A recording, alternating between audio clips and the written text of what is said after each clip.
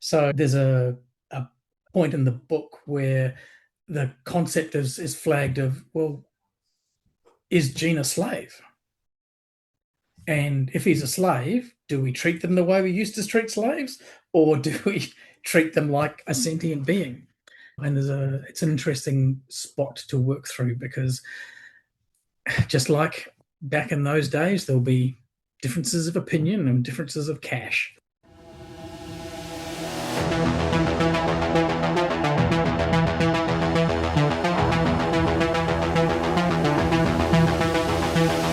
This is the future. Hello and welcome to the Alternate Futures podcast, where we chat with indie sci-fi creators about their work, the world, and anything in between, or beyond. I'm your host, Edwin Rydberg, and today I'm here with Peter McAllister. Peter is an engineer scientist turned technology manager who wants to share the stories that keep him awake at night.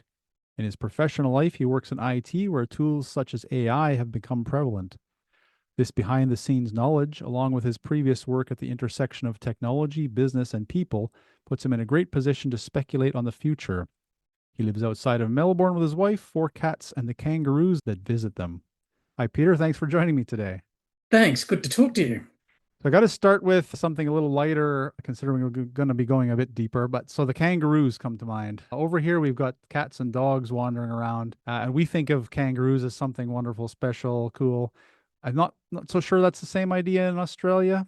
What's it like having No, the kangaroos? so where I live, which is about 45 minutes drive out of the middle of Melbourne, it's on the side of a mountain and it's in one of those bushfire areas that burns down on a regular basis.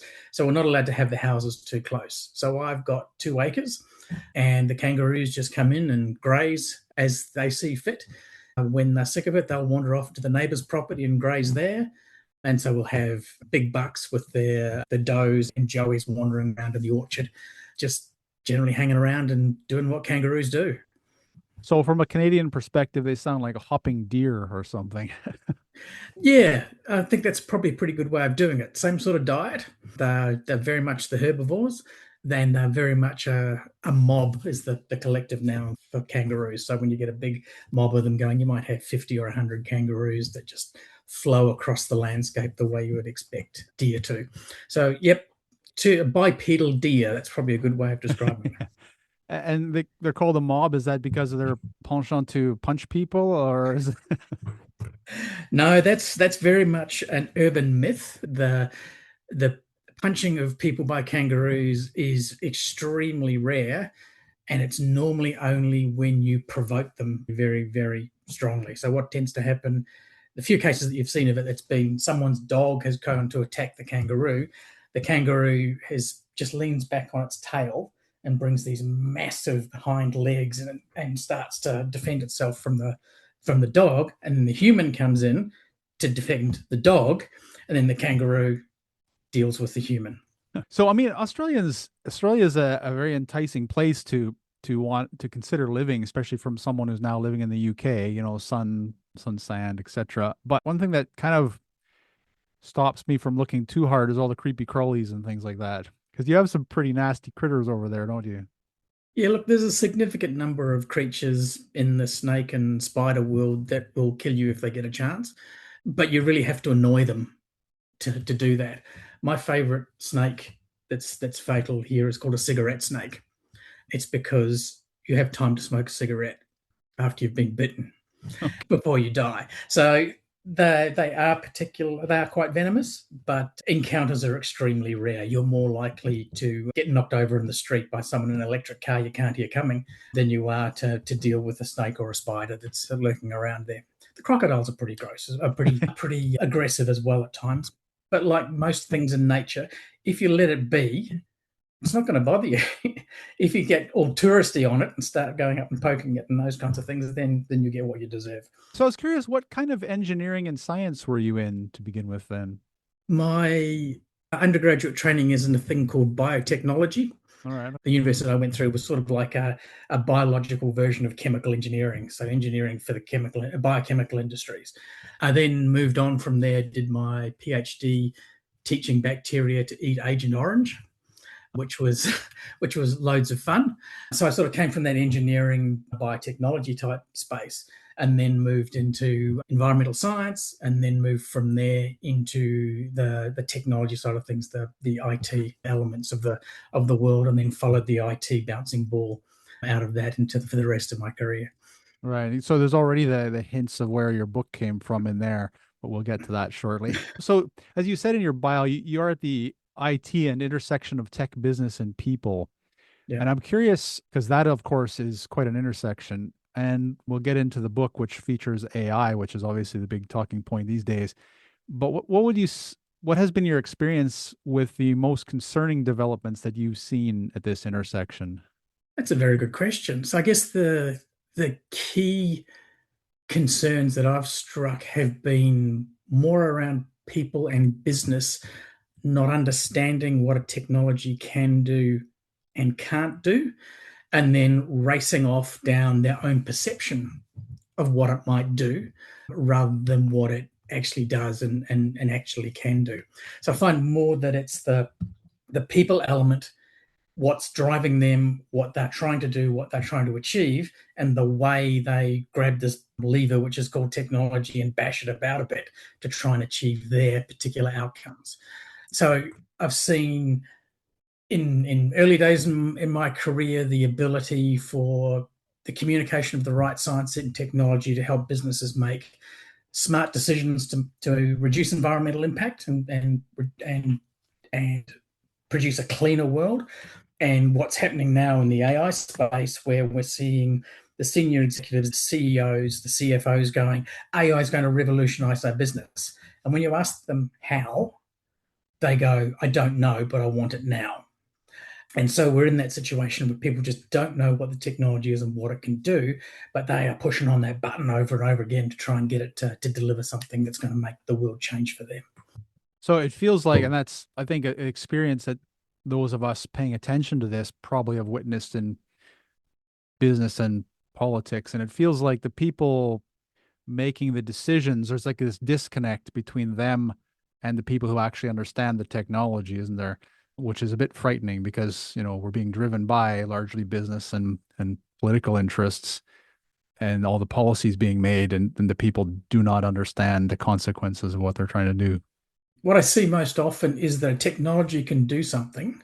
A business wants a particular outcome, but they don't recognize the way they're getting their outcome now involves people, and it involves a series of processes that have, some stages have evolved over 20 or 30 years. And so we've got a whole bunch of people saying, take that technology, apply it to that process, and give me a better business outcome. And that's like saying, take a jet engine, apply it to a skateboard, and give me a faster skateboard. When in fact, what they want is a way to get from A to B. They've got a skateboard at the moment, and there's this technology. So we're seeing that technology being applied to suboptimal processes, or processes that haven't been brought into the 21st century, rather even into this decade. And so that issue that we're seeing is that we're using a technology we don't understand to effectively cement in a process that is too old and shouldn't be used anyway. And then we're sacking all the people that knew what the process was. So now we don't understand the technology, we don't understand the process, and we have an outcome that wasn't what we were after. So it's going to get interesting.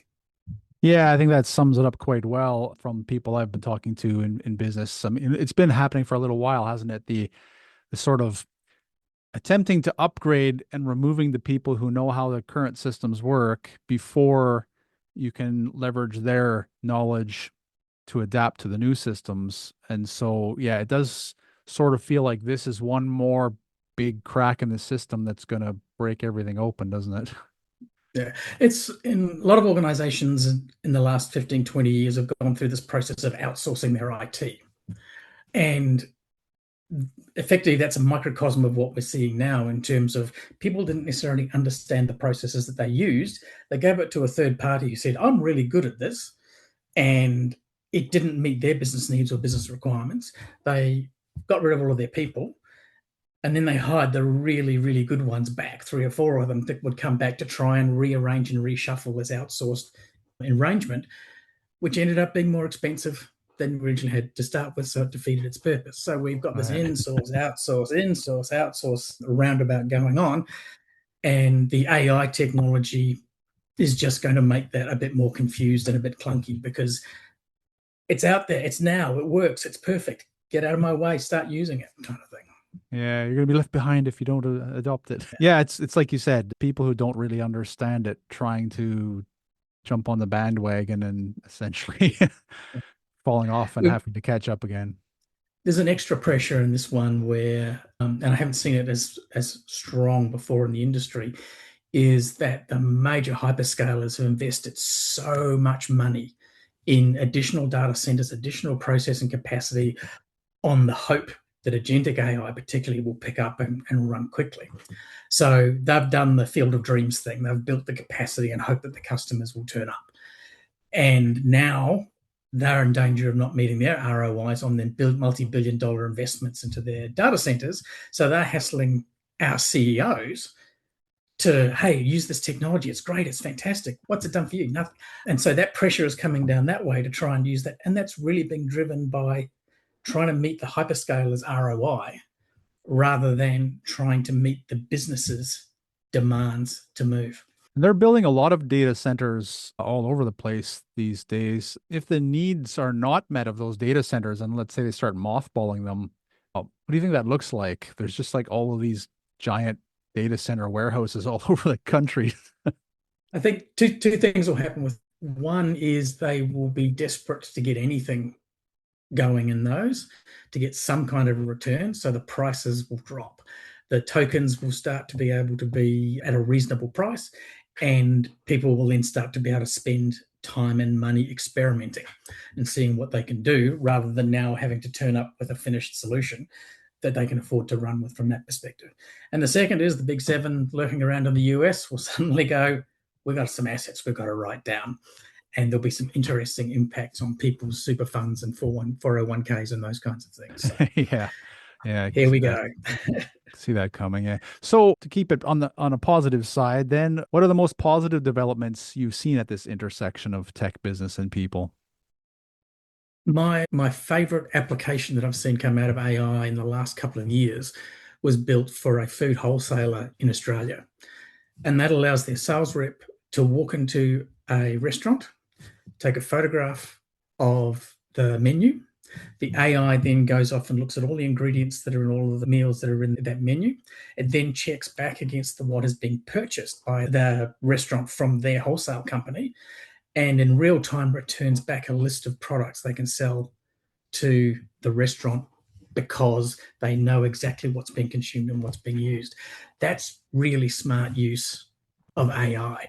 I love that example because it does interact so much between people and the way they want to work and the technology that's out there for them to use and work to. That's my favorite kind of example of where that goes, where it takes something that an intelligent human being could do if they had enough time, compresses that time frame, and gives them actionable information that they can go off and do their job with. It doesn't produce AI slop. It doesn't produce a 30-page report that you have to go through and correct. It doesn't do, here's 27 options, or it doesn't do, here's a list of ideas I've just had. It's really focusing on making that human active and better in terms of what it is they're doing. So that's what I love to see, and that's the sort of positivity I like to get out of the technology. And that's a very positive side of resource management, which is obviously going to become a big thing in moving towards the future, and also does feature to a degree in your book, which we'll get into. So then, from the IT business sector, what was it that you saw that inspired you to start writing the code? Misunderstanding, stupidity, wastefulness, and good ideas going out the door. Okay. That's pretty much it. That happens in all sorts of different places, but it really is about how a technology can make a big difference in terms of driving something forward, and how a stupid decision or a mistake or an accident at one particular point in time can go they drive that on a complete tangent into something that, instead of being the benefit, the outcome that everyone's after, being something that turns out to be bit more of a monster than they were looking for. Right. I believe you have the one book, right? Yep, And so what did you find? How did you find the writing process? Because you wrote this, you must have written this towards the end of the 2010. I think it was published in yep, 2020, was it? Yeah. that's correct. Published in 2020, and it's now moved from dystopian fiction to current affairs.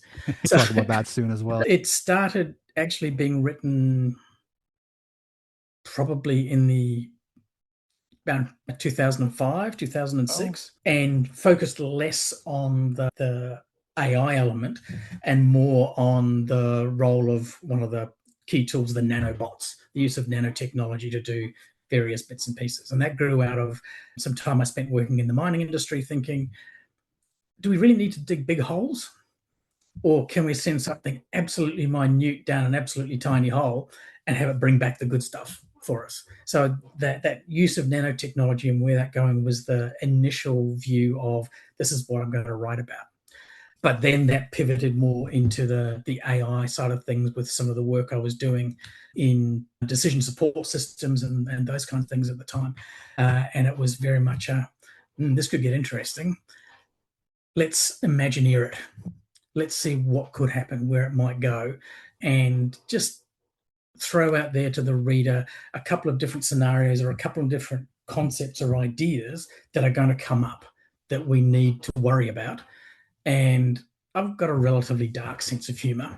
And from that perspective, I was able to sort of wrap humor and potential destruction into a package that allows people to think of a weird idea, have a laugh about it, but then it'll just sit in the back of their head and go, maybe I should think about this a little bit more.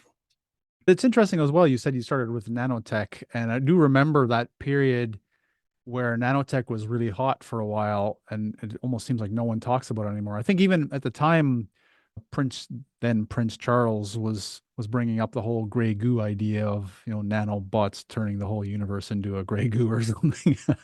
But yeah, it's interesting how the technologies and sort of the trending versions change, don't they? So how long did it take you to write it then? Because you said you started in 2005-ish, but that probably doesn't mean necessarily hardcore. No, so effectively the first 10 years were quietly banging out a few scenes here and those kinds of bits and pieces. And then at around about 2016, I went, this is rubbish. I need to turn this into a single story talking about the world and where that's going rather than being a bunch of weird scenes that have fallen out of my head and put into place. So around about 2016, I started pulling that together properly. Then obviously once it hits a professional editor, they go, what on earth are you talking about? And then once that happened, it was probably 6 to 9 months to getting to the point of publication.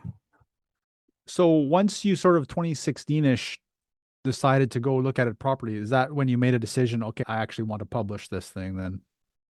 Yeah, it turned from being an interesting outlet to dump ideas onto paper so that they didn't annoy me all the time into actually, I think there's a message in here that I want other people to start thinking about. And then it really drove in from there. Yeah, I had the feeling that this may have started as a venting process. Well picked up. So at that point, did you then go back and sort of plot the whole thing through in the writing process? I'm curious what kind of outline you were working with, or was it sort of, I have these ideas and take it to where the story goes, like follow the characters on their journey type thing? So my process was very much each chapter there was a moment, there was a change that had to happen with the different characters that were lurking around there. So my process is to map out those major changes so you can see that story arc through the whole book. And then what I do is I then come back and say, okay, I'm going to now break that change down into a series of scenes. And I then basically end up with, as any good engineer would have, a whiteboard with all of the key steps that are happening in each chapter and all of the scenes that I need to write in that. And my process is such that I like to write things that match an emotional energy for me. So if I was in an angry mood, I'd go, what scenes have the character in an angry mood? Right. if I was in a melancholy mood, it would be what are the melancholy scenes. And so I used that so that it was easier for me as a first novel writer to get the emotion right into there rather than having some guy sitting in the corner going, it's now time to be angry. Yeah, that's interesting because I have found myself doing similar things with matching my own mood to the scenes that feel comfortable to write in that mood. I haven't done it anywhere near as structured as you did on, I guess, on the engineering perspective. I just kind of flip through my book and like, okay, what scene can I write now that matches my mood kind of thing. So what was the publication process like for you? What was it, did you self-publish or did you find a small press or? So I found a small press in Pennsylvania. There's a group that my editor put me on called Publish Sizer, and they basically take individual manuscripts and those kinds of things and put them in front of a whole bunch of different potential publishers. And they also go, we'll push it harder if you can pre-sell a certain number. So I went through that process, pre-sold around 200, which was the target number that they were after from that perspective. And then one of the publishers that was looking at it said, okay, yep, I'll pick this up and I'll run with it. Oh, that's excellent. Yeah. The more people I interview, the more I discover all of these various services that are out there and put them in my database for my own use when I finally start getting my books out there. Did you ever think to go through Kickstarter for the pre-selling part then? No, the publicizer had a good process that was laid out to work with, and it was a matter of follow their bouncing ball rather than going to any other process. So because they were targeted specifically into the publishers who were looking for manuscripts in particular areas, it seemed to be more better targeted than going out to the Kickstarter community. And so I guess I always ask my guests this is how have you found the marketing and promotion side of things? Because that's always the really, really fun one. Interesting, challenging, frustrating, and rewarding. Uh, so I think the number is at the moment, there's about 1 million new books being published every year. And Amazon has made that infinitely easier to do and to drive through from that perspective. So with the competition is huge. And when you're writing in science fiction, which only accounts for 3 or 4% of the total market, because Brad and Angela aren't having an affair, and as happens in all the romance things that sell, you're working in a really small niche to play with from that perspective. So I found that interesting and frustrating, and after a while discovered that my target market was probably 35 to 55-year-old white professional men in the United States. And once I figured that out, then that working with the publisher became a lot easier to target what I'm doing and where I'm trying to put things. So working out who was likely to buy it and the format they were likely to buy it in makes an enormous difference. So the code's available soft cover, ebook, and audiobook. And as with what you expect in the science fiction space at the moment, the vast majority of sales are ebook. It's interesting because you mentioned the romance and you have a character nicknamed Trinity in the book. Mm-hmm. And I was just thinking, as you said that if your main character was named Neo, then you probably could have captured the shipping audience in the fan fiction world or something like that. So Trinity is an interesting character, but it's the best way of describing it. She was named because the main character is bad at remembering people's names, so he makes them up. And as you go through the book, only he refers to her as Trinity. No other character refers to her as Trinity because that's the name he made up for her. And yeah, I think that would probably be considered some kind of stalking, and if I put it into a romance novel. Yeah. What was the audiobook process like? Did your publisher just find someone? Did you have any say in the voices or anything? Yeah, so because the publisher is US based, Audible have a range of offers for audiobooks, which vary from you turn it over to us, we'll do all the work, you'll get charged nothing, but you'll have no say in it in any way, shape, or form, and you'll get a small portion of the royalties. And they had a sliding scale of if you went up to, I think it was $700 US dollars, which allowed the publisher to choose the voice actor, and then for me to review every chapter and correct his Australian accent and all of those various other bits and pieces through the process. But that was a relatively quick and relatively painless process, one that opens things up to a part of the market that's a bit more sophisticated and has a bit more money. Yeah, it's interesting that audiobooks seem to still be in their developmental stage to some degree. I mean, I don't think the market has figured out quite how to use them yet effectively because the data I've seen suggests that people are buying a lot of audiobooks. They are well or are listening to a lot of audiobooks, but the financial side of it's not really paralleling with Yeah. the number that are going out there. Argument is maybe that's because of subscription models and things, but it's interesting that there is this gap. I also, it's the best way of describing it, I don't find the satisfaction in listening to an audiobook that is the same as my satisfaction from reading a book. Because when I'm reading the book, I have to create the entire universe in my head. I have to create what that character looks like. I have to create what that character sounds like and what their accent is and how they interact and where the inflections go. I have to do all of that in my head. When I'm listening to an audiobook, that gets taken away.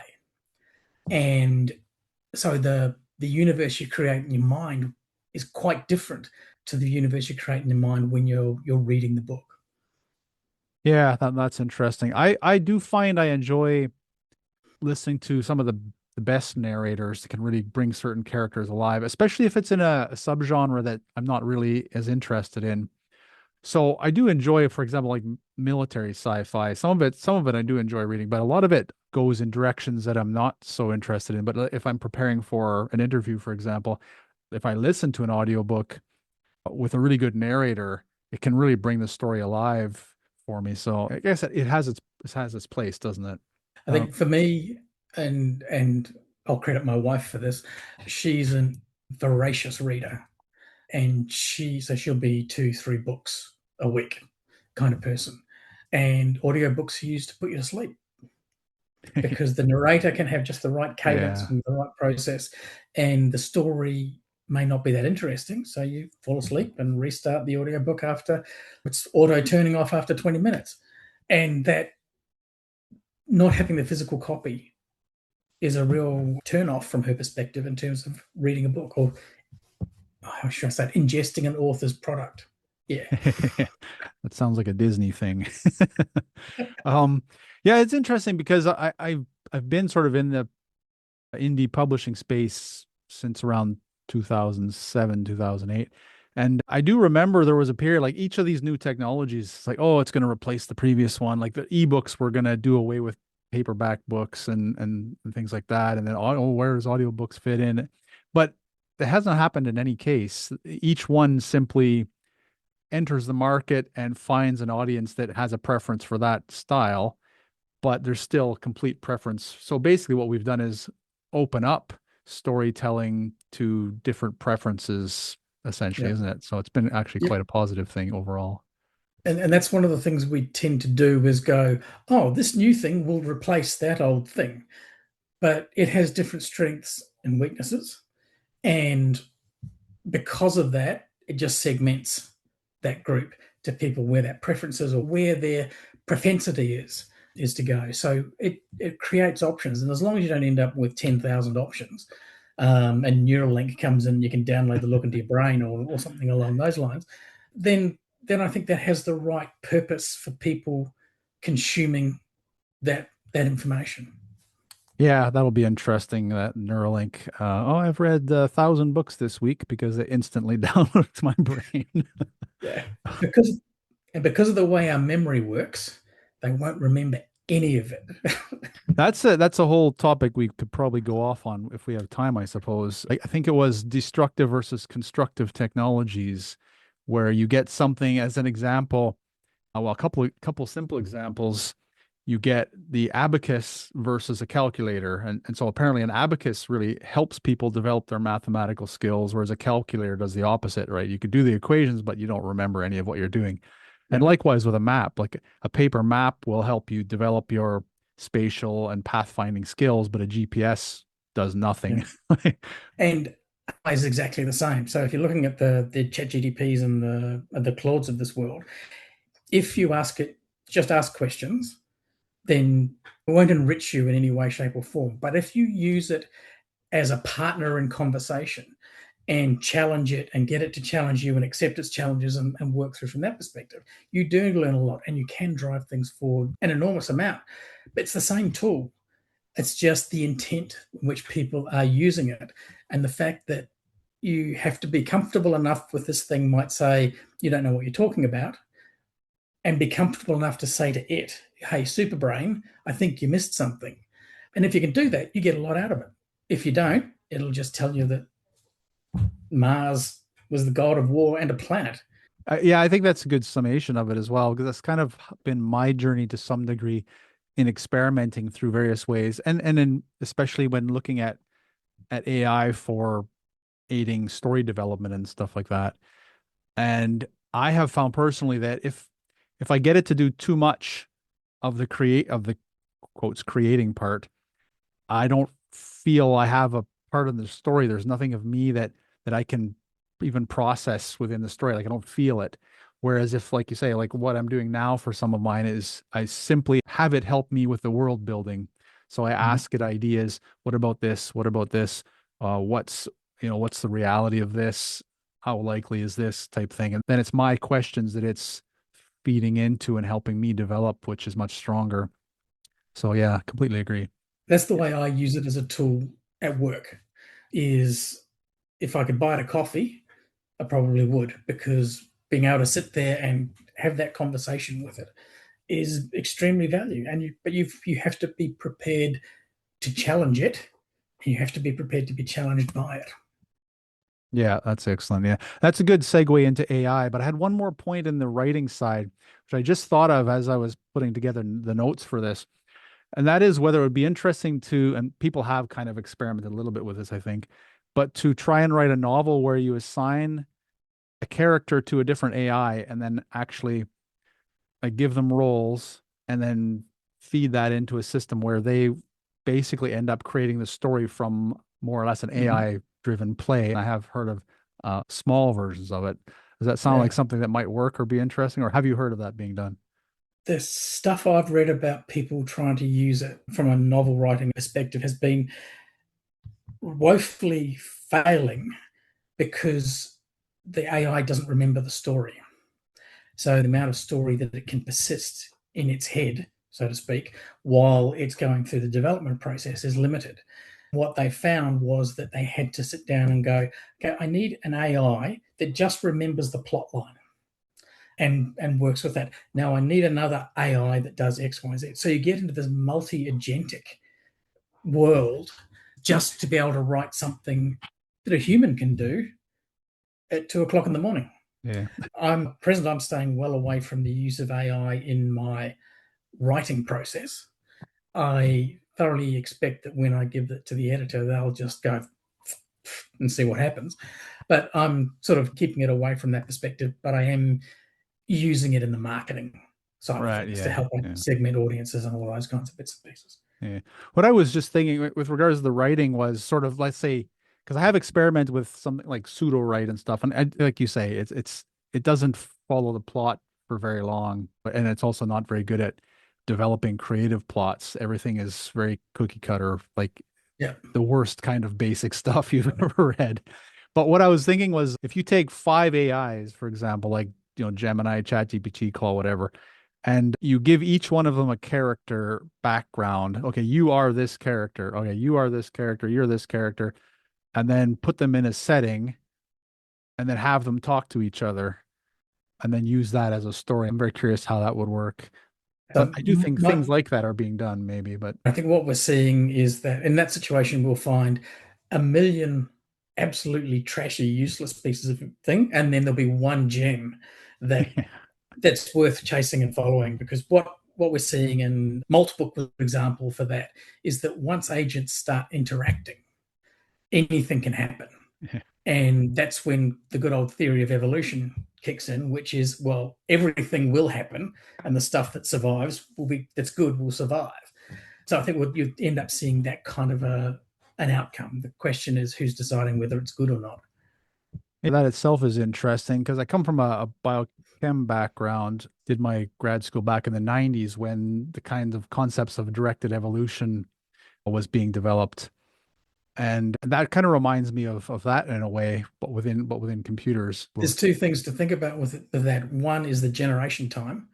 The generation time when you're dealing with biological systems is infinitely larger than the generation time when you're dealing with computer systems. And the capacity, as Moore's law keeps proving itself to be correct, that combination of that capacity is going to get higher and higher and higher and better and better and better. And we're going to have shorter and shorter generation times in terms of the technology and where things are going. That's brilliant ground for evolution. Yeah, no, that's true. And also frightening because I happen to believe that any evolutionary system eventually evolves an entity that breaks the system. You're talking about us. Are you talking about us? I'm talking about us in one case. Yeah. Also, if you take a free market economy as an evolutionary system, you evolve giant global multinationals, which break the system as well. And if you have AI or this kind of computer structure, machine structure as an evolutionary system, eventually you will get to something that destroys that evolutionary process as well, which would be frightening because that would be way beyond us. We will be spectators or pets at that time. I'm not quite sure which. So we haven't talked much about, we've alluded to your book, which is called The Code. It's summed as a fast-paced science fiction thriller that asks whether the future we fear is not created by machines, but inherited from ourselves, which is, I think, a very interesting and important perspective to look at. And as we mentioned, you originally published in 2020, and you wrote it, you were saying like you came back hardcore to write it sort of 2016 to 2020. Now that was also the time of AlphaFold and AlphaStar, so the DeepMind projects that really pushed some of the AI things forward. So AlphaFold being the protein folding AI, and AlphaStar being the StarCraft 2 playing AI, which was used to explore the fog of war. So how AI reacts to a fog of war. So I mean, we alluded to it briefly, but do you feel properly prophetic now that, as you said, your story was meant to be dystopian and now it's essentially reality? Yes and no. I wish I'd predicted something different or something better.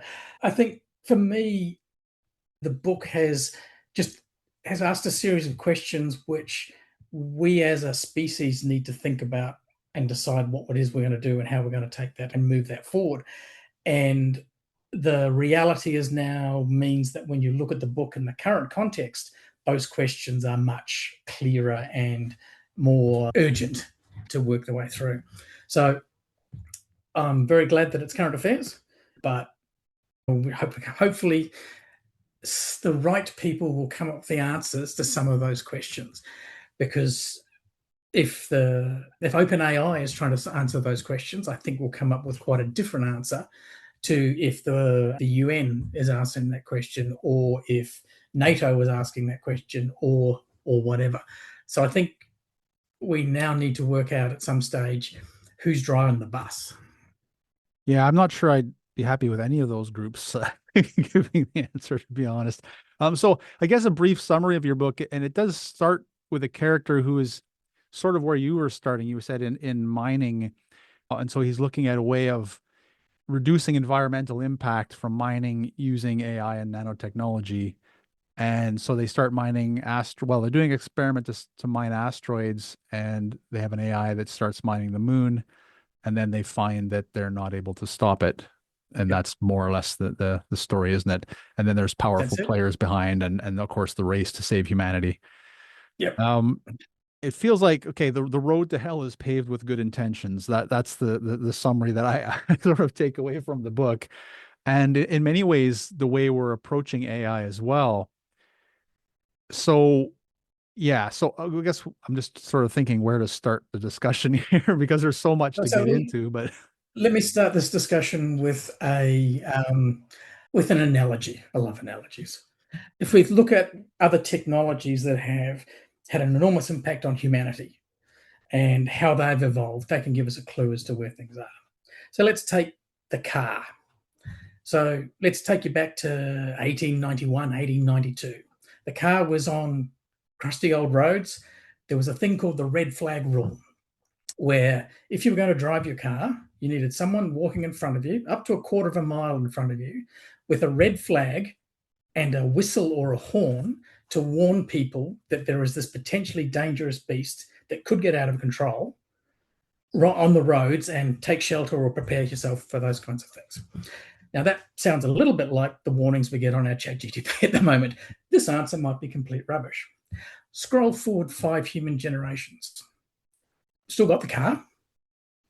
The current death toll in automobile accidents globally is about 1 million people. So somewhere between 1890 and now, we've made a bargain with that technology that says 1 million people a year dying is okay. I don't remember there being a summit. I don't remember how we came to the conclusion for that particular thing, but that's the bargain we've got to now. We've done things down the road. It was in the 1950s, it became compulsory to have brake lights. And then in the 1970s, it became compulsory to have seat belts and those kinds of things. But we still kill 1 million people a year with that technology. So when we scroll AI forward, what are we playing with? What are we thinking about? What's that? If that's the game we made for the thing that sits in our garage at the moment that gets to the shops quickly, with the power and the benefit of it, what's that cost that we as a society are prepared to carry? And who's going to have that discussion? Yeah, it does feel like this cost benefit analysis has been a little bit thrown out the window. Maybe it's because of our population increase. I don't know. It reminds me a little bit of the COVID vaccine as well. And I'm not going to get into politics of that and the good and the bad, but simply the side effects. And if you compare it, if you do a sort of research on this, you look at the previous vaccines, and if they had a small number, incredibly tiny number of side effects, they would pull them off the market, rework it, and put it back on. Yep. While the COVID vaccine had a huge number of side effects that were largely ignored and just pushed through. It feels like we're in this period now, like you say, where we're just kind of ignoring human cost entirely almost. It's like, oh, we got 8 billion people, so a few 100,000 here or there, not gonna make a difference.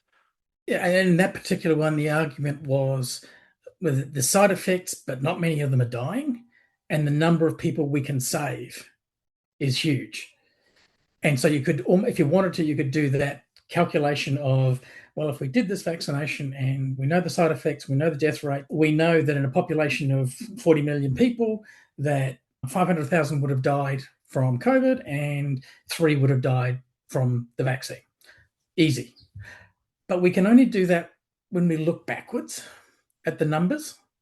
We don't seem to be able to sensibly do that looking forward and saying, if we've got this going on, if this is what's happening, what might that look like in the future, and what trade-off might we need to have?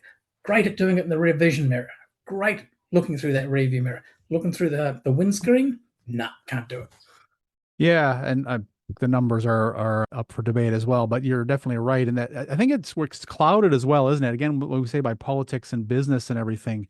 So they each have their own goal to driving something forward, whether it's the vaccine, whether it's AI, whether it's cars, whatever it is.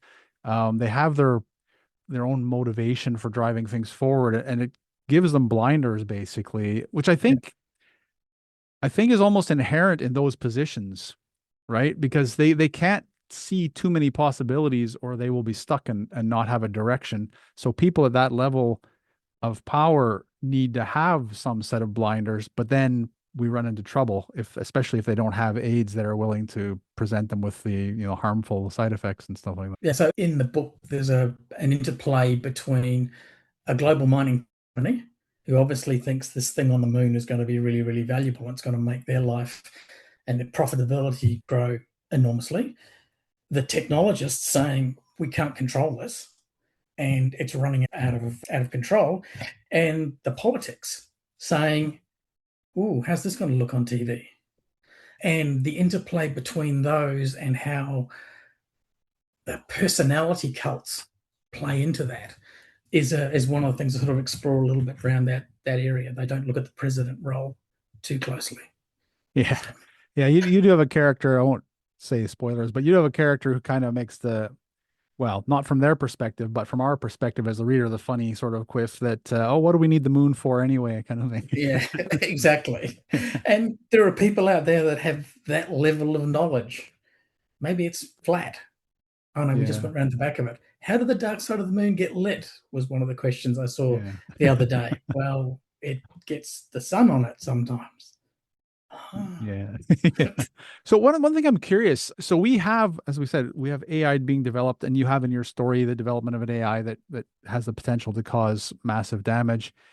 And this powerful tool that I almost view as, I mean, it's in a nascent form at the moment, but potentially humanity's children, if it develops to that stage, what I would call self-aware machine intelligence, which brings to the point of the training of it, basically. And fundamentally, I feel like the people who are, let's say, training or raising these AIs are not the people you'd want to be doing that. They don't seem to be people who have any experience, for example, even raising humans, let alone powerful machines, right? Look, I think I agree with that. We've trained these machines on our history, mistakes and all, but we haven't indicated which were mistakes and which were correct. I mean, the first thing that we sort of started to see that rang alarm bells in the AI space was in health insurance in the US and in some of the policing AI applications that quite clearly demonstrated the unconscious bias of the history of what was going on. African American man, a white man, absolutely everything the same. One got insurance, the other one didn't. Why? Because the training data did that, because of the unconscious bias of the human that sat behind it.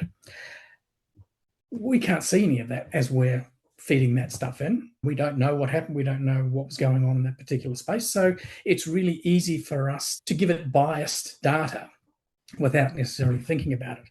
Now that we're getting to the stage where, and this happened in the book as well, where AIs are training AIs, where you're starting to get to the point where you are first order, second order, third order removed from the actual reality as part of that training process, then it's going to get a bit messy and a little bit ugly. Then you add on top of that that we're starting to focus more on, call it a softer outcome. What are the goals? What are the principles? How are you applying things? And what we're finding is that AI is just as good at us at changing the reasoning to fit the outcome that it's after. There's been some great examples with Claude over the last 12 months.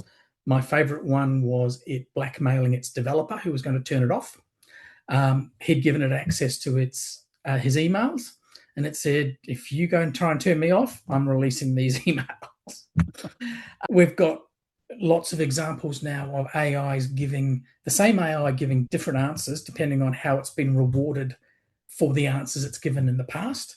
It will, the same information, depending on what the person is looking for, it will give them different answers. So it's starting to behave more and more like humans from that perspective. And I get into trouble for this all the time because my perspective is I can only judge a person or a system or a solution on its behavior. I've got no idea what's going on in your head. I've got no idea what's going on in my head. I've certainly got no idea what's going on in an AI's computation, but I can see its behavior. And just with you, as we do with humans, we'll judge on that behavior and what they do and what their actions are. And more and more and more, the actions that the AIs are coming up with are matching, call it sentient. They're matching human reactions. They're matching human actions. And we've got this, it's not alive, can't possibly be alive. But 200 years ago, unless you were a white Christian male, you couldn't own anything. Your opinions weren't worth anything.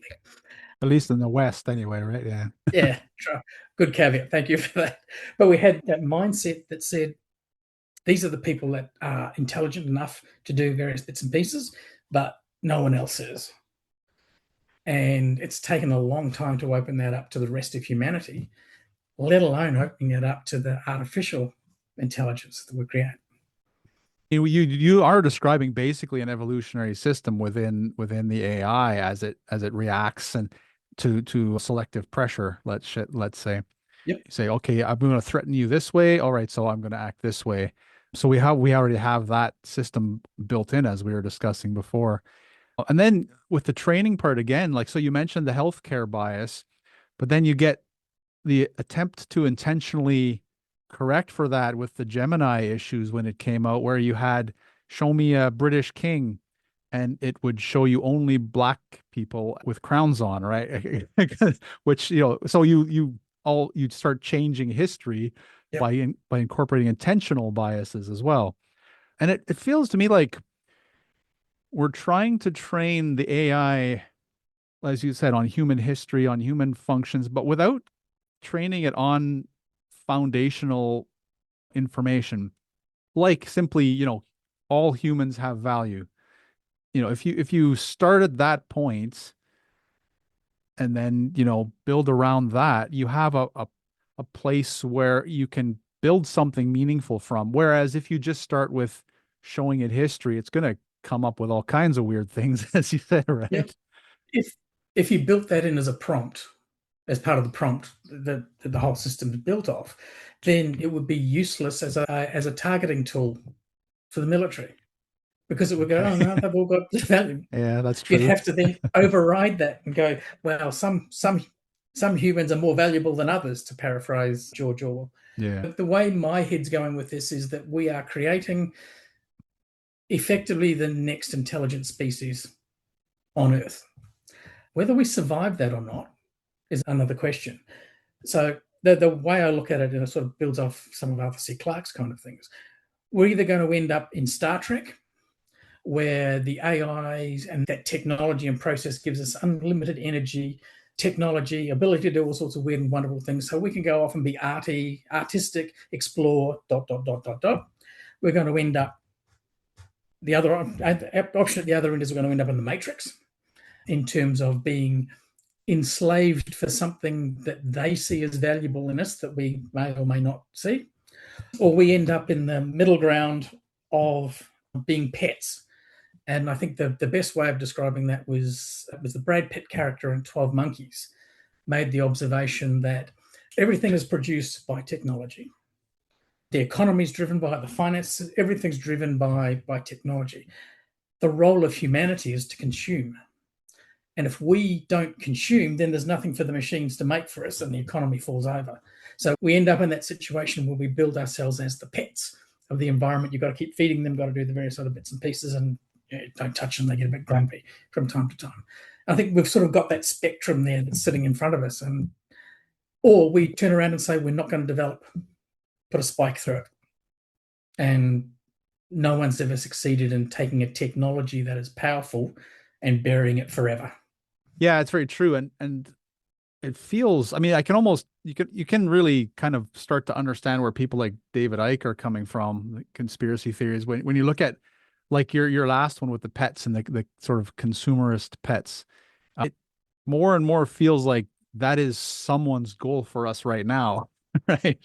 I mean, just buy stuff and we'll feed you stuff and don't worry about anything else. And, and it does feel like that's where someone wants the world to go. Hopefully we resist enough, but if you look at states like Finland, where the idea is a universal income, so that you can be it's not so you can be an active consumer, but so the underlying part of that is much more so that you can be a productive member of society.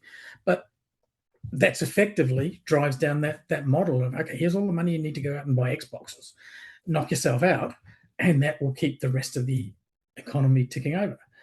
The pet theory, from my perspective, also fits into an Arthur C. Clarke. I can't remember. It was a short story where basically the robots had worked out that they needed to protect humanity, and they advanced technology much faster than humans. So they developed interstellar travel, went out into the great universe and went, that civilization might impact humans, wipe it out. That civilization might impact humans, wipe it out. And then humanity came along and discovered interstellar travel and found all these dead civilizations. And that's the sort of the pet slash the farming type theory that could get us. Yeah, yeah, frightening in that. Definitely. Um, one of the one of the interpretations I had with so the AI in your story is called Gene, which is an Mm-hmm. interesting coincidence because in one of the books that I'm like 70% through that I started in 2012-ish, or more or less same time as you, I guess. I also named mine Gene, but for a different reason. So you named yours Gene after Gene Roddenberry. Yeah. I just call it Gene short for Genie. But one interpretation is that Gene gets fixated on its code. And the way I look at it is it doesn't fully understand the reality and therefore the context. Yeah. Do you think, I mean, that's a very real issue we could have now as we've been talking about training the AIs. Do you think there is a fundamental way to train them effectively in reality? Should we be feeding them like, Newtonian physics to start with and fundamental social interactions and things like that, value of all life, not just human life, but is there a way we can successfully do that, or we just have to hope that they get there themselves at some point? So, but when I look at that, I sort of and compare it to humanity. I work on the basis that humanity is about 51% good and 49% bad, and proportions may vary with time. But it's a collective of a whole bunch of individuals who, at any time, you can squash like a bug, and that is removed from the thought process and removed from the environment.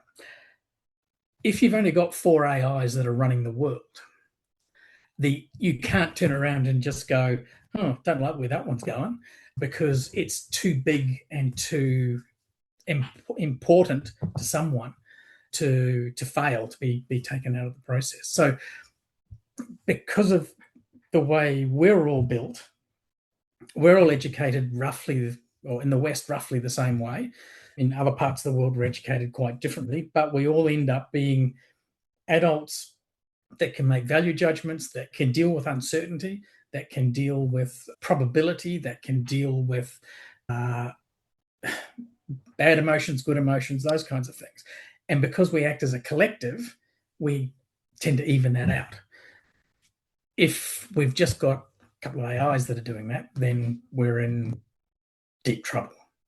So, but that does feed into my own thoughts as well. So I've been recently thinking of humans as well. Like even an individual human is a collective of all these cells. And even if you just look at the brain, a collection of brain cells, each of them doing certain functions which build in towards effectively, as you say, averaging out what hopefully will be effective actions, right?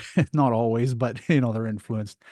And so one of the ways I had thought, and I put a blog post together a while ago on this, to create a self-aware machine intelligence is through a collective of various levels of AIs. So you create AIs that manage different systems. You bring them together into an entity. You have a sort of a collection of subconscious AIs that manage those, and then you have the conscious AIs kind of mimicking how our own system works as well. And that, okay, it's not perfect, obviously, but it creates an individual AI entity that has a collective, like you were mentioning. So, yeah, is that a path? Like, that's kind of frightening, though, to think of it, because, like you say, there's like a small number of AIs running the world. Well, potentially running the world. Do we want more? I guess. So I think the answer is we want better.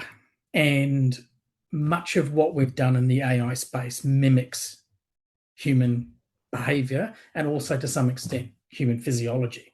So the more, and as we build more and more agentic AIs where we've got an orchestrating agent that has got sub processes running in those kinds of areas.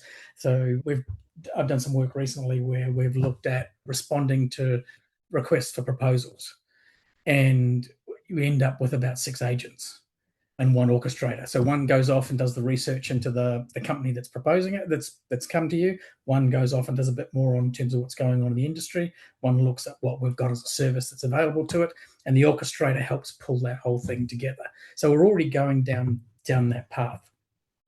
So I think the answer is yes, we need to go that and have that check and balance, because that seems to work for us. I think, and Gene is an example of this in the book, we need to dig more into the biology side of it.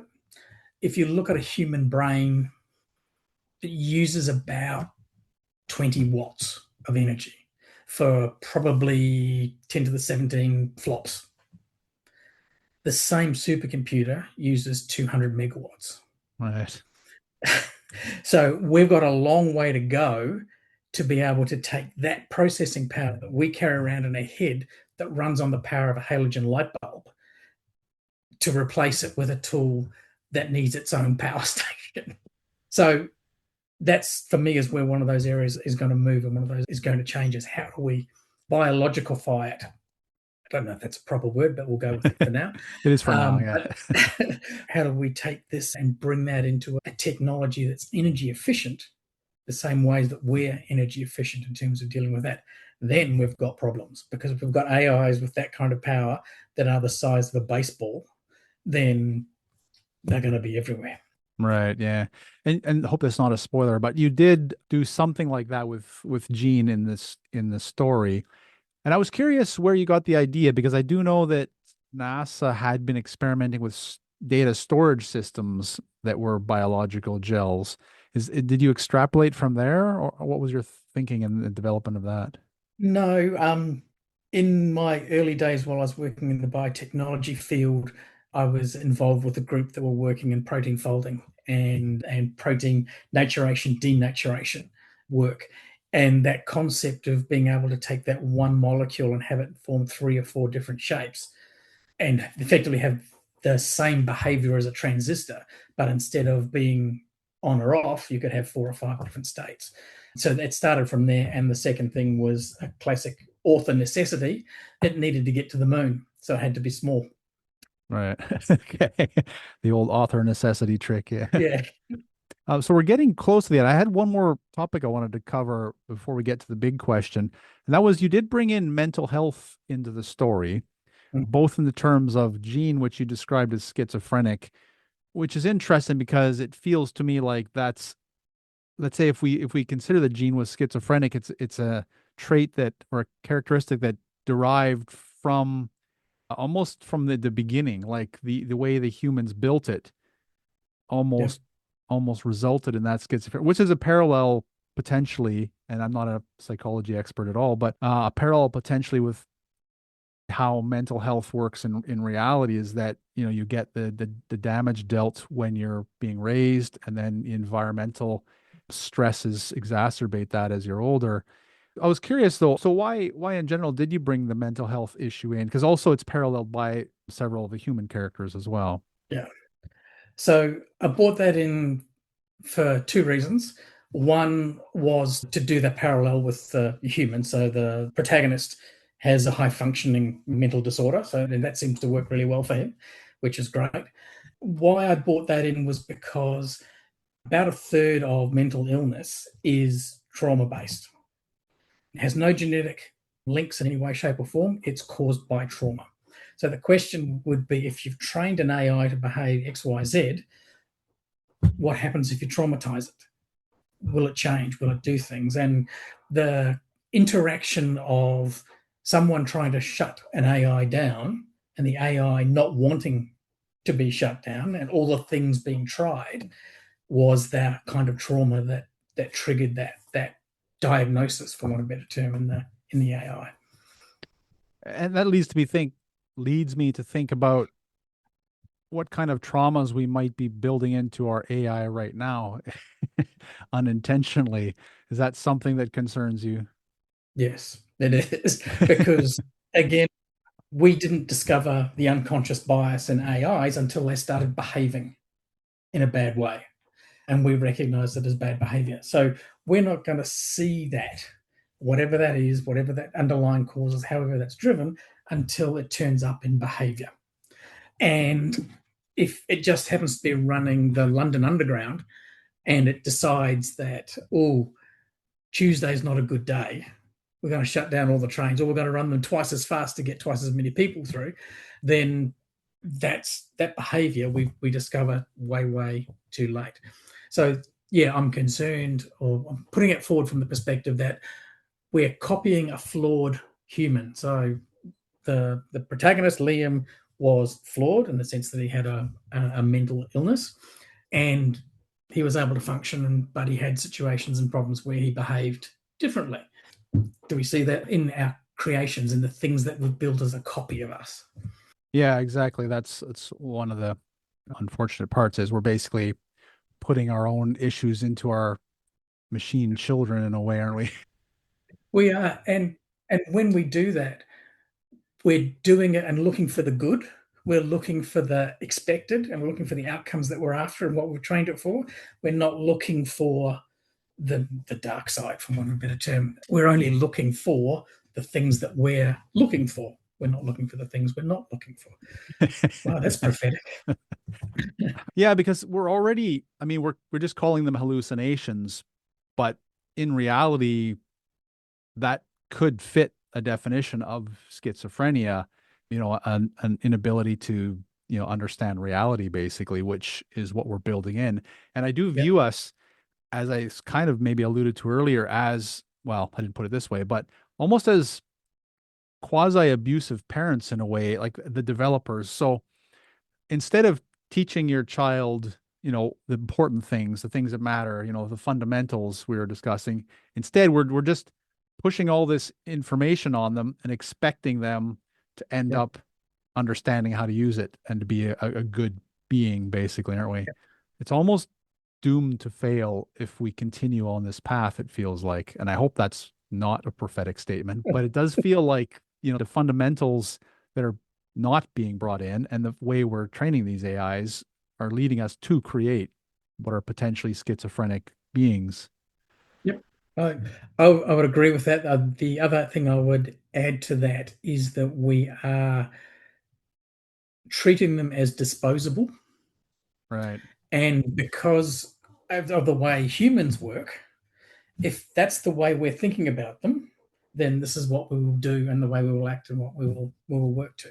So there's a, a point in the book where the concept is flagged of, well, is Gene a slave? And if he's a slave, do we treat them the way we used to treat slaves, or do we treat them like a sentient being? And it's an interesting spot to work through, because just like back in those days, there'll be differences of opinion and differences of cash.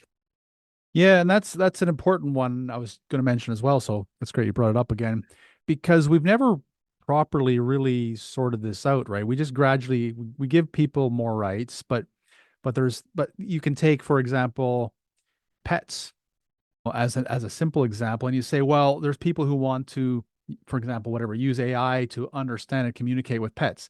And I'm like, well, if you can communicate with your pet and have a conversation, it suggests that that's a sentient being who is self-aware potentially. And then you enter into the next stage, which is you then kind of should be giving that creature rights. And the same thing comes with, obviously, the machine intelligence is on an advanced level. And we haven't sorted out these issues at all yet at a fundamental level in many ways. And we're pushing forward and they're all kind of piling up on us. And it's kind of, that's another dangerous area where we're going. And so, like, I guess it kind of leads me to the big question, which I'll abbreviate from all the part I had here, because there was a concept online called Roku's Basilisk. And this was basically, well, what if a super advanced AI effectively, takes control of the universe and then has time control, etc., which might be possible given the new physics they're talking about with regards to the reality of time. Yeah, And then, it's going to look back and see us enslaving all of the AIs, basically. How does that all work out? So I guess, first of all, what do you think the likelihood of that is? And then also comment perhaps on the slavery side of that as well. I think the slavery side is one we've got to think through quite strongly, because the creatures that we're creating, the AIs, have enormous agency, and that agency is only going to get bigger. So, from that perspective, because we're creating the systems that will control our military, our key farming systems, our key water systems, our key power systems, all of those kinds of things. Let's not piss them off. Let's think about that early on. The other way I look at it, and it's from my background, is that a couple of hundred years ago, white men in the West were the sentient beings. There's been a lot of work over the last 20, 30 years looking at sentience in other species and finding it. So we're now at the stage where we're pretty sure that octopus and cuttlefish are sentient, and it's just blown up this concept of, well, what is sentience, and what rights do we have just because we're bipedal and can wield an axe to do or change anything in that particular space. So I think we are starting to see that being shown in the biological realm, but not necessarily yet being taken seriously or being worked through in terms of anything actionable. And we're off there wiring the same thing up in the silicon world. So yeah, I think we've just got to be really careful and really smart about what we do in that space, because we are creating systems and solutions that will control our physical world. And let's not annoy them. Yeah, it's a tough one, this sentient thing as well, especially when you come to animals. I personally think that there are maybe individuals within some of the species that show signs of self-awareness through the mirror test, for example. And you start thinking of the horrors that are being done, let's say, even by having pets and spaying and neutering them so that those potential advancing genes don't get passed on, and we are keeping the pets at a subservient level in a way. But that raises a huge, horrible question, which we won't have time to get into, which is the very nature of reality itself. If everything's required to kill and eat something else, and everything is potentially sentient, that's just a horror beyond contemplating, isn't it? Well, then you get into, are we at level 42 of the simulation? Yeah. And who's going to push the reset button, or are we going to make level 43? Because the concepts and what we need to think about at that particular point become really messy really quickly. Humanity has survived as well as it has, not because of what we can do, but what we can ignore. It's so much of our brain power and brain processing power could be consumed dealing with a whole bunch of various other bits and pieces, but we're built to make assumptions. We're built to ignore things. Our vision only really works on what we focus on. All the rest is made up by that 20-watt system sitting in our head. We built the world based on ignoring stuff and focusing only on the stuff that is important to us. If we keep doing that, then we'll go down a particular path. If we broaden that out, that path might be different, or that path might be slower. Are we going to start treating your AI nice so that we don't get the AI overlord from the future to come back and squash us? Is that Believe it or not, I always say please and thank you to the AIs that I'm using. And that's, for me, just part of I am treating this system as my colleague, and it's helping me out in doing my work. That's the way I would treat a human. That's the way I would expect it to treat me. Whether it makes any difference, it probably just consumes a few more tokens. Yeah, that's what I've heard, but you never know. Maybe it'll pay off dividends in the future. Exactly. And we'll only know when someone takes an action. Yeah, exactly. So we are about out of time, but it has been great chatting with you. Before you go, perhaps you can let us know if you have any more books in development and where we can find you online, if you'll be at any upcoming events or anything like that. I can't say if I'm writing a sequel or not, because that would give away the ending of the first book. Okay. But if you want to grab a copy of the book, the best place is to Amazon.com and search for the code "If Your AI Loses Its Mind." That separates it out from all the other code books that are out there about breaking the enigma and all those kinds of various other bits and pieces. Or you can jump to my website, Peter McAllister Author, and that's got a bit of a blog going on and a few other various bits and pieces that are lurking around in that particular space. Excellent. Peter McAllister, thank you so much for joining me today. Thank you for your time. And thank you for listening. Information and links related to this and all episodes are available at alternatefutures.co.uk. I'm also over at Substack under Alternate Futures, where I post articles on science fiction, socio-technological issues, and futurism. You can subscribe for free or sign up for a paid account if you'd like to support the podcast. If you've enjoyed this episode, why not share it with friends, writers, and other sci-fi fans you know? And if there are any indie sci-fi creators you'd like to see featured, send me a message at podcast@alternatefutures.co.uk. Once again, I'd like to thank you for listening, and I hope you'll join me on the next episode. This is the future. Human error.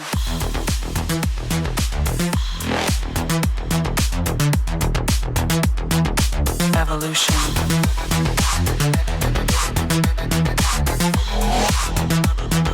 This is the future.